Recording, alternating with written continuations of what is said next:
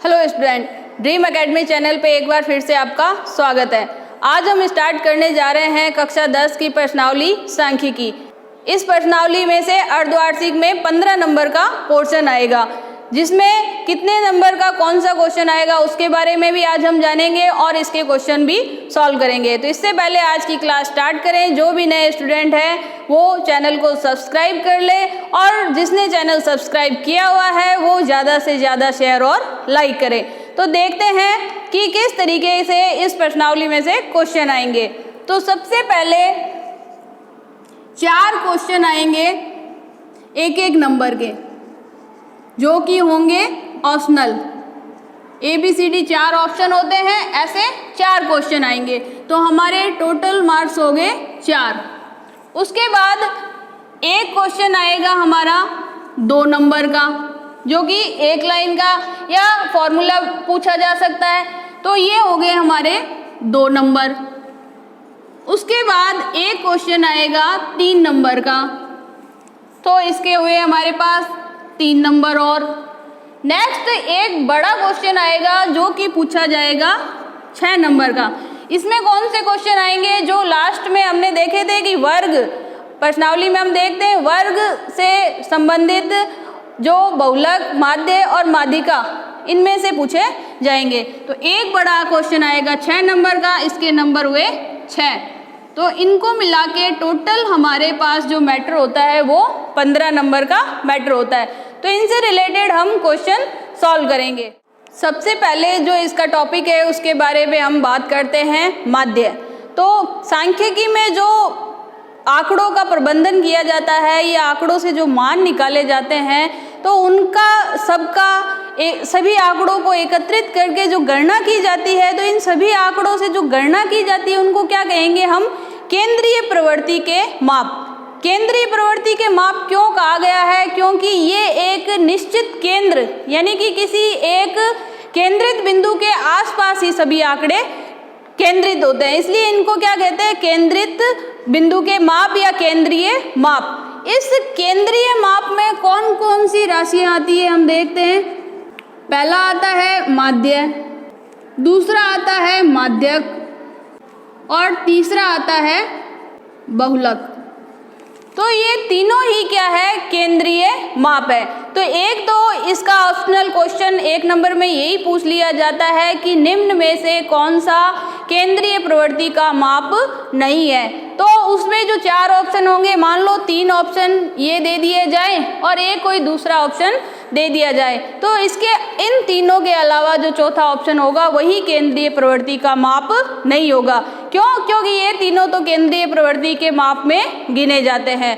अब इसमें से हम सबसे पहले चर्चा करते हैं पहले टॉपिक माध्य पर। अब माध्य क्या होता है? तो सबसे पहले बात आती है कि माध्य को किस प्रतीक चिन्ह से प्रदर्शित किया जाता है। तो माध्य को सबसे पहले हम देखते हैं इस तरीके से x लिखते हैं और x के ऊपर इस तरीके की जो डंडी यानी कि बार लगाते हैं, यही माध्य का प्रतीक चिन्ह है। अब बात आती है कि माध्य कैसे ज्ञात किया जाता है। तो इसको हम छोटी कक्षाओं में आसानी से सीख चुके हैं, लेकिन तब उसका नाम अलग था। तब हम इसको किस नाम से पहचानते थे? हम उसे जानते थे औसत के नाम से, कि कोई भी वस्तुएं एक कक्षा में मान लो 10 विद्यार्थियों के अंक आए तो उनके औसत कितने अंक आए, या 10 विद्यार्थियों की लंबाई है तो उस कक्षा की कुल औसत लंबाई कितनी हुई। तो जो हम औसत का नाम सुनते आए थे वही क्या है? माध्य है। तो माध्य ज्ञात करने का अगर हम साधारण सूत्र जो अब तक पुरानी कक्षाओं में पढ़ते आए हैं वो तो ये था, राशियों का योग बटे राशियों की संख्या।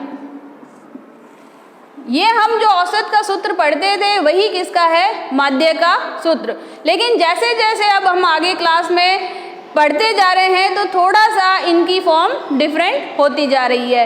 अब हम जब इस तरीके के आंकड़े दिए हुए हो, एक तरीके से जैसे हम आगे क्वेश्चन सॉल्व करेंगे तो मैं इसका दोनों का जो डिफरेंस है वो क्लियर करती जाऊंगी कि कब ये सूत्र काम में आएगा या आगे जो हम पढ़ेंगे वो सूत्र कब काम में आएंगे। तो अब इस माध्य को भी ज्ञात करने की 3 विधियां बताई हुई है आपकी इस बुक में। तो फर्स्ट जो विधि है उसमें तो माध्य ज्ञात करना है, इसको साधारण हम नाम दें, उसका सूत्र है सिग्मा एफ एक्स बटे सिग्मा एफ। अब ये जो चिन्ह आप देख रहे हैं ये इस तरीके का दो समांतर लाइनें और इनको इस तरीके से m की टाइप में मिला दिया गया, यानी लेटा हुआ जो m है इसको हम क्या नाम देते हैं, सिग्मा। क्या उच्चारण करते हैं, सिग्मा। ये किसका प्रतीक है, ये हमेशा योग को प्रदर्शित करता है। किसको प्रदर्शित करता है, योग को, यानी कि जो हम जोड़ रहे हैं इन आंकड़ों को उसको प्रदर्शित कर रहा है। अब ये क्या है, यह एक यूनानी शब्द है, यूनानी शब्द है। ऐसा मैं यहाँ क्यों क्लियर कर रही हूँ कि आगे आपके जो एबसद वाले क्वेश्चन होंगे, जो ऑप्शनल क्वेश्चन होंगे, उसमें भी इसके बारे में पूछा जा सकता है कि निम्न में से योग का कौन सा प्रतीक है। तो उसमें मान लो ये चिन्ह दे दिया और दो तीन चिन्ह और कोई दे दिए, तो आपको इसकी पहचान होनी चाहिए कि ये जो चिन्ह है इसको सिग्मा बोलते हैं और ये योग का प्रतीक है और ये एक यूनानी शब्द है। क्लियर है यहाँ तक। अब हम वापस आते हैं अपने टॉपिक पे, जिसमें हमने देखा था माध्य ज्ञात करने का सूत्र सिग्मा एफ एक्स बटे सिग्मा एफ।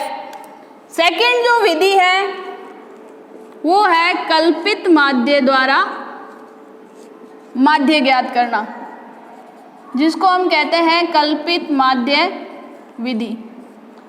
इस विधि में माध्य कैसे ज्ञात करेंगे, तो इसमें सबसे पहले हम कल्पित माध्य, जिसको हम कैपिटल ए से दर्शाएंगे, कल्पित माध्य को किससे दर्शाएंगे, कैपिटल ए से।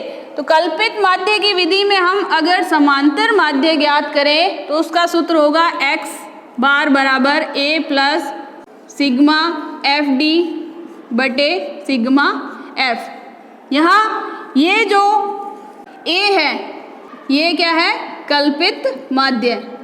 और ये माध्य कहाँ से आएगा, इस माध्य को हमें x के मान में से मानना है। इसको हमें x की जो सारणी दी हुई होगी उसमें से कोई एक मान मानना है, वो क्या होगा, कल्पित माध्य। क्लियर है। अब आगे हम चलते हैं तीसरी विधि। तीसरी विधि है पद विचलन विधि।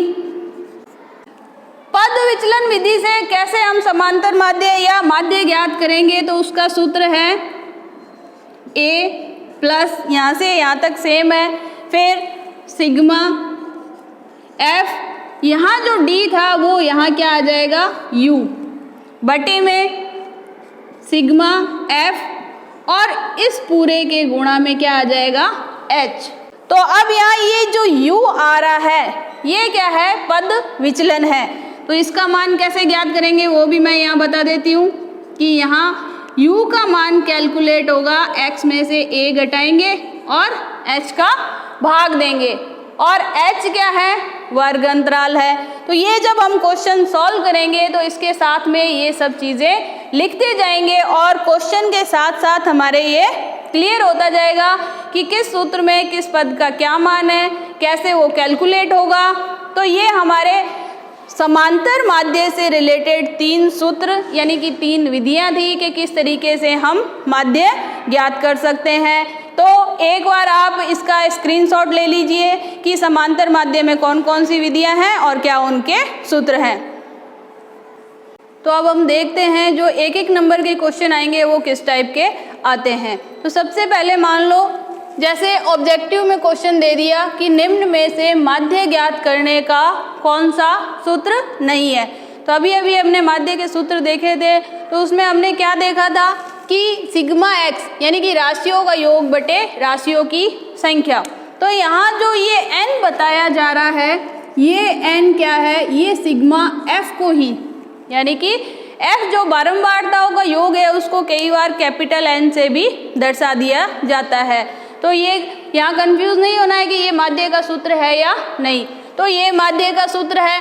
इसके बाद में हम ऐसा भी एक सूत्र देखा था और इस टाइप का भी हमने सिग्मा एफ डी से रिलेटेड भी एक सूत्र देखा है। अगर माध्य का सूत्र नहीं है तो वो आएगा हमारा ये ऑप्शन बी कि ये माध्य का सूत्र नहीं है। क्यों? क्योंकि इसमें ये स्मॉल ए कुछ भी क्लियर नहीं है। अगर यहाँ यू होता तो हमारा पद विचलन विधि से ये सूत्र हो सकता था। क्लियर? अब हम बात करते हैं प्रथम 10 समप्राकृत संख्याओं का माध्य हमें ज्ञात करना है। तो यहाँ चाहे तो ऑप्शन भी दिए जा सकते हैं और ऑप्शन नहीं हो तो 1 नंबर में भी ये क्वेश्चन पूछा जा सकता है। तो इसको हम कैसे सॉल्व करेंगे? तो हम इसका आंसर लेते हैं इस जगह प्रथम 10 समप्राकृत, इसने कौन सी कही है?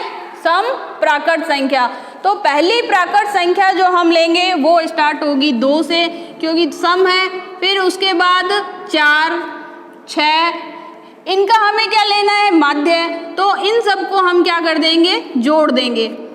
तो ऐसी हमें लेनी है 10 संख्याएं। इन सबको हमने क्या कर लिया? जोड़ देना है। जोड़ने के बाद अब हमें क्या करना है? कितनी संख्याएं हैं? 10 है तो 10 का हमें क्या करना है? भाग देना है। तो सभी समप्राकृत संख्याओं को इनको जब हमने जोड़ा तो जोड़ कितना आएगा? यहाँ हमारा कौन सा सूत्र लग रहा है समांतर माध्य का? ये वही सूत्र लग रहा है कि राशियों का योग बटे राशियों की संख्या। तो वो सूत्र इस जगह काम आएगा। अब इनको जोड़ लीजिए। 110 बटे 10, 0 से 0 कैंसिल हो गया और क्या आ गया? हमारा समांतर माध्य 11 आ गया। अगर ऑप्शन में आता है तो 11 ऑप्शन देख लीजिए, वो हमारा उत्तर सही होगा। और ऑप्शन नहीं है तो इस तरीके से पूरा हमें सूत्र लगा के और सॉल्व करना है।